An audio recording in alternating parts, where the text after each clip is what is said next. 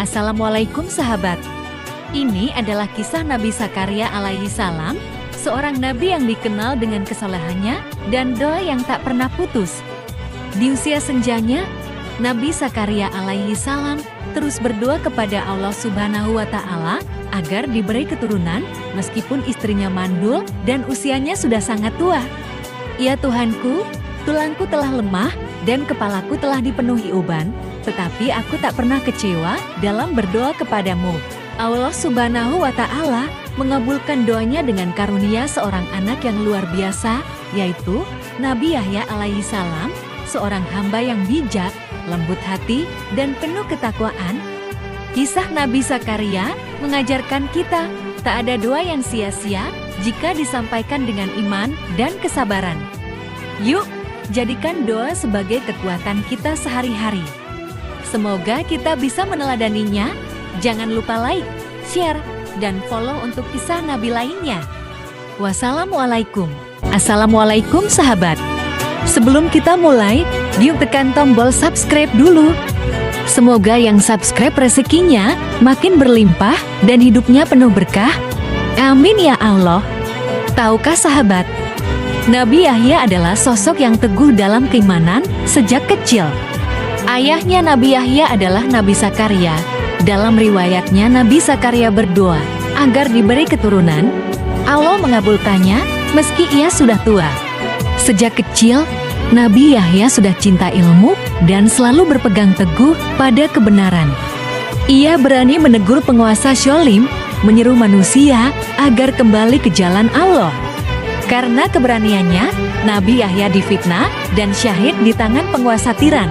Namun namanya tetap harum dalam sejarah. Kisahnya mengajarkan kita untuk selalu berani membela kebenaran.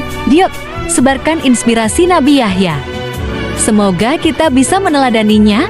Jangan lupa like, share, dan subscribe untuk kisah Nabi lainnya. Wassalamualaikum. Assalamualaikum, sahabat. Sebelum kita mulai, yuk tekan tombol subscribe dulu. Semoga yang subscribe rezekinya makin berlimpah dan hidupnya penuh berkah. Amin ya Allah. Tahukah sahabat, Nabi Isa, putra Maryam, lahir dengan mukjizat besar. Sejak lahir, dunia sudah tahu dia membawa cahaya. Di usia muda, Nabi Isa sudah menunjukkan kebijaksanaan luar biasa, berbicara tentang kasih sayang dan kebaikan. Dengan izin Allah, Nabi Isa menyembuhkan yang sakit, memberi makan orang kelaparan, bahkan membangkitkan yang sudah mati. Mukjizat lainnya, Nabi Isa bisa berjalan di atas air, menunjukkan kekuatan luar biasa dari Sang Pencipta. Walau begitu, banyak yang meragukan beliau, namun Nabi Isa tetap mengajarkan tentang iman dan kasih. Nabi Isa, simbol kasih, pengorbanan, dan mukjizat yang tak akan terlupakan. Semoga kita bisa meneladaninya. Jangan lupa like, share, dan subscribe untuk kisah Nabi lainnya. Wassalamualaikum. Assalamualaikum sahabat. Sebelum kita mulai, yuk tekan tombol subscribe dulu. Semoga yang subscribe rezekinya makin berlimpah dan hidupnya penuh berkah. Amin ya Allah. Tahukah sahabat, di kota Mekkah lebih dari 1400 tahun lalu, lahirlah seorang bayi istimewa, Muhammad bin Abdullah. Namun, sejak lahir, ia sudah menjadi yatim karena ayahnya, Abdullah, wafat sebelum melihatnya. Ibunya, Aminah, merawatnya dengan penuh kasih sayang.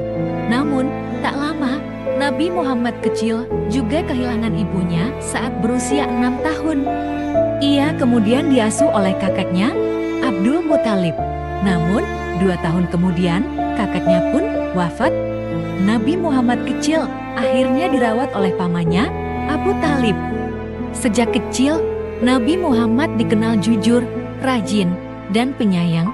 Ia membantu keluarganya dengan menggembala kambing dan berdagang bersama pamannya. Kejujuran dan akhlaknya yang mulia membuatnya dijuluki Al-Amin, yang terpercaya. Dari kecil, ia sudah menunjukkan tanda-tanda kebesaran. Kelak, ia akan menjadi rasul terakhir yang membawa cahaya bagi dunia. Semoga kita bisa meneladaninya. Jangan lupa like, share, dan subscribe untuk kisah Nabi lainnya. Wassalamualaikum. Assalamualaikum warahmatullahi wabarakatuh. Halo sahabat, tahukah kamu? Nabi Sulaiman adalah seorang nabi sekaligus raja yang bisa berbicara dengan hewan dan jin.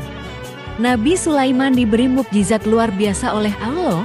Ia bisa mengendalikan angin, memahami bahasa hewan, dan memerintah para jin.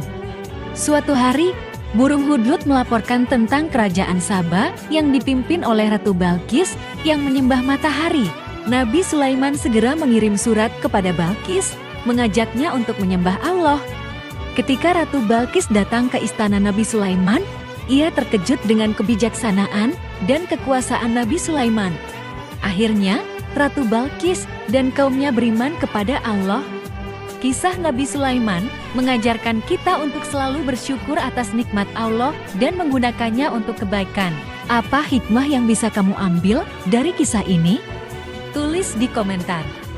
Jangan lupa like, share, dan subscribe untuk kisah inspiratif lainnya. Wassalamualaikum warahmatullahi wabarakatuh.